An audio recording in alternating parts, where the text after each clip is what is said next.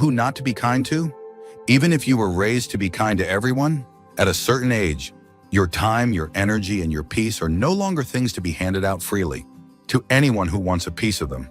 The older you get, the more you realize that kindness is not always a gift. It can be a trap. There are people out there who thrive on your generosity, your patience, your silence, and the longer you let them in, the more they take. In this video, we're going to talk about 5 types of people you should stop being kind to in old age. These aren't strangers or distant acquaintances. These are people who often sit closest to you, family, neighbors, even old friends. But if you're not careful, their patterns of behavior can drain you in ways you don't even see coming.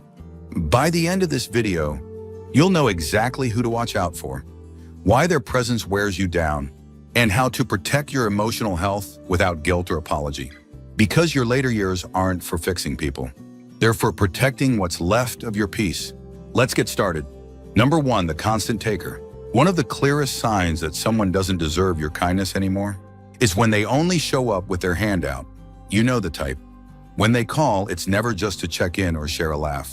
It's to ask for something, a favor, a ride, a loan, your time. And they always seem to need it now. Think about someone like Gloria, 71, who's always been the go-to for everyone in her family. Need a last-minute babysitter? Call Gloria. Need someone to watch your dog during vacation? Gloria won't say no. But over time, she began to realize something. When her own birthday came around, the phone stayed quiet. When she was sick for a week, no one dropped off soup or even sent a message. That's when it hit her. The relationships weren't mutual. She was the giver, always, and the giving never came back. There's a strange guilt we carry when we consider pulling back from people like this, especially if they're family. We tell ourselves that being needed is a good thing, that saying no is selfish, that maybe next time they'll notice how much we do. But here's the truth. If someone only values you when you're useful, then they don't really value you at all. You're not a person to them. You're a service. And the older you get, the more dangerous that becomes. Because your resources, your time, your energy, even your physical strength are not unlimited anymore. And giving them to someone who only takes is like pouring water into a cup with a hole at the bottom. You're allowed to say no without explanation. You're allowed to set boundaries. You're allowed to protect what little quiet and strength you still have for people who truly care. And if someone walks away because you stop saying yes every time, that tells you everything you need to know. You were never loved, you were just convenient. Don't let kindness become a burden. Don't let generosity become a chain. Because in these years, every moment you give should be one that feeds you back in return. Number 2, the chronic critic.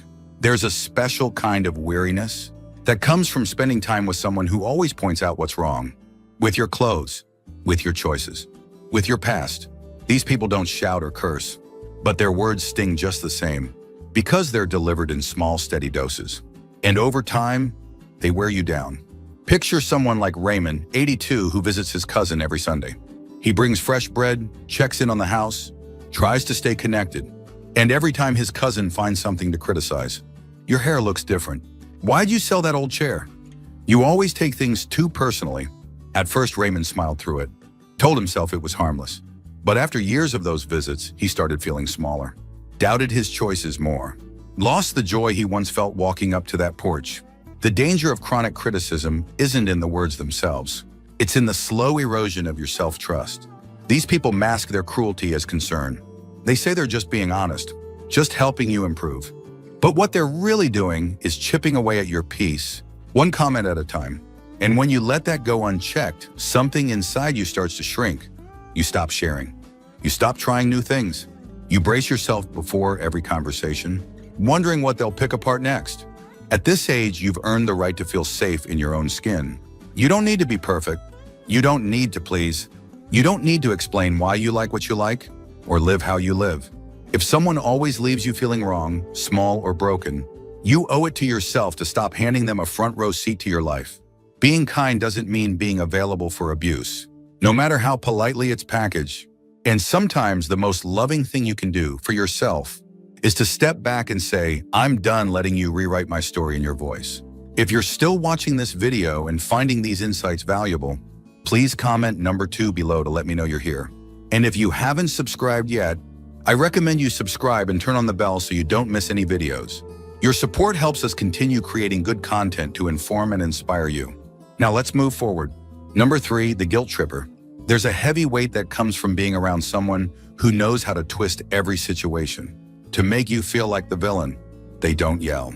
They don't argue. They simply look at you a certain way, drop a few carefully chosen words, and suddenly you're questioning whether you've done enough, whether you're good enough, whether you've failed them somehow. These are the guilt trippers, and they can be some of the most draining people to keep in your life, especially as you grow older. Take Margaret, 79, who lives on her own and tries to stay involved in her extended family's lives. Her niece only calls when she needs a favor, and when Margaret says no, even gently, she gets silence. Or worse, comments like, "I guess I just thought family would be there for me." Margaret isn't saying no out of spite. She's tired. She's protecting her time. But guilt doesn't care. It sneaks in and sits beside her all evening, whispering that maybe she really is being selfish. What makes guilt trippers so difficult is that they often use your best qualities against you. Your loyalty, your empathy, your sense of duty. They make you feel like pulling back is an act of cruelty, when really it's the only way to survive. And over time, their emotional manipulation can become a pattern. That's hard to spot until you notice that you're constantly apologizing, constantly over-explaining, constantly giving more than you're comfortable with, just to avoid the cold shoulder that follows any boundary you try to set. Here's the truth: you don't owe anyone your peace. You don't have to explain every no. You don't have to trade your comfort for their temporary approval. If someone can't love you, unless you're bending over backwards for them, that's not love. That's leverage. And you're not a tool. You're not a caretaker of someone else's emotional wounds just because you're older and have more time. Your heart isn't a doormat. And guilt should never be the price you pay for saying what you need. The next time someone tries to guilt you for drawing a line, let that be your signal, not to bend, but to step even further back. Because peace isn't something you ask for. It's something you protect. Number 4, the secret competitor. Not every enemy shows their face. Some wear a smile, offer kind words, and even pretend to cheer you on. But underneath, there's something else brewing. A quiet, persistent competition. These are the secret competitors. People who don't just want to succeed, but want to make sure you don't shine too brightly beside them. You might know someone like Helen, 76, who joined a local art class after years of putting her creativity on hold. She was nervous but proud of herself for stepping out again. Her longtime friend Judy joined too, saying she wanted to support her. But week after week, Judy would find subtle ways to undercut her. "Your piece is interesting, very bold for your age." Or, "I love how carefree yours looks." I guess technique isn't everything. On the surface, it was friendly, but to Helen, it chipped away at her confidence, until she started wondering whether she belonged there at all. Secret competitors don't attack directly. They use comparison like a scalpel, quiet, sharp, and hard to trace. They always seem to have a slightly better story, a more exciting trip, a bigger compliment from someone you both know. And when you're around them, you never feel fully celebrated, just tolerated, or worse, minimized. The danger here isn't just what they say, it's how it makes you shrink. You stop sharing your wins. You second-guess your growth. You learn to dim your light so theirs feels brighter. And that's not friendship. That's rivalry disguised as closeness. In older age, you don't need to compete with anyone. You've survived too much, lost too much, and built too much to waste energy on comparisons that don't serve you. If someone around you can't clap when you win, or can only clap louder when they've outdone you, step back. You deserve to be around people who feel like a warm fire, not a cold scoreboard. Real friends lift you and celebrate you, inspire you to keep going, not make you question why you started. And the older you get, the more precious that kind of support becomes. If you're still watching this video and finding these insights valuable, please comment number 4 below to let me know you're here. And if you haven't subscribed yet, I recommend you subscribe and turn on the bell so you don't miss any videos. Your support helps us continue creating good content to inform and inspire you. Now let's move forward. Number 5, the passive-aggressive manipulator. Some people don't yell. They don't argue. They don't confront. Instead, they master the art of silence, sarcasm, and subtle digs that leave you wondering whether you're overreacting. These are the passive-aggressive manipulators. And they are especially dangerous in older age because their behavior can slip under your radar while quietly exhausting your spirit. Think of someone like Harold, 83, who's lived in the same neighborhood for decades. His neighbor Doug always smiles and waves. But when Harold brings up needing help with something small, like moving a planner or lifting a heavy box. Doug chuckles and says things like, "Guess you're finally slowing down, huh?" Or I'd offer, "But I've got two knees that still work and I'd like to keep them that way." He doesn't refuse outright. He just hides the sting in a joke. And Harold is left standing there, unsure whether he's been insulted or just dismissed. Passive-aggressive people play by different rules. They avoid direct responsibility by pretending they didn't mean what they said. They leave messages unanswered. They cancel plans without explanation. And then, if you bring it up, they flip the script, accusing you of being sensitive, dramatic, or difficult. Over time, this wears you down. You start walking on eggshells, trying to avoid setting them off. You tell yourself it's not worth the fuss. But it is, because the longer you stay in that dynamic, the more you start silencing your own needs, just to keep the peace that never really existed in the first place. At this stage in life, peace isn't a luxury, it's a requirement. And anyone who disrupts it with emotional games is not someone you need to keep close. You don't have to respond to every slight. You don't have to teach them how to treat you. You simply step back, make space, and reclaim the quiet they kept stirring up. Because the truth is, a smile without sincerity is just a mask. And you've lived too long to keep accepting counterfeit kindness. Let your final chapters be filled with people who mean what they say and say what they mean. Anything less is noise, and you deserve better. Farton.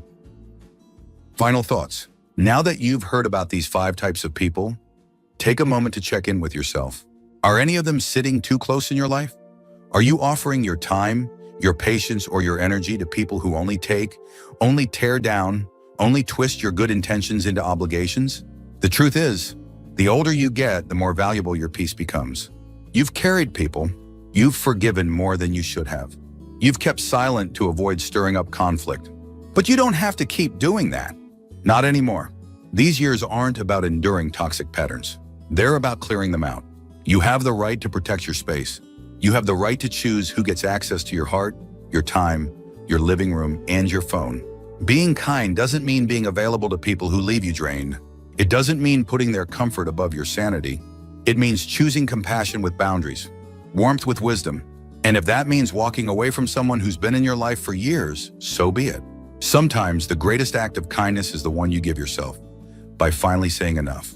So if any part of today's message spoke to you, don't let it slip away. Reflect on it and write it down.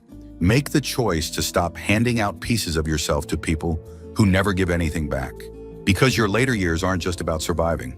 They're about healing, growing, and surrounding yourself with people who truly see you. And that starts with letting go of those who never did. Thank you for joining us today.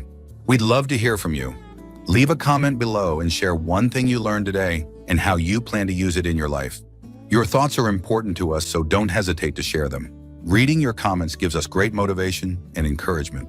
If you enjoyed this video and found it helpful, please like, subscribe, and share. Your support helps us continue creating good content to inform and inspire you. Thanks for watching, and we look forward to seeing you in the next video.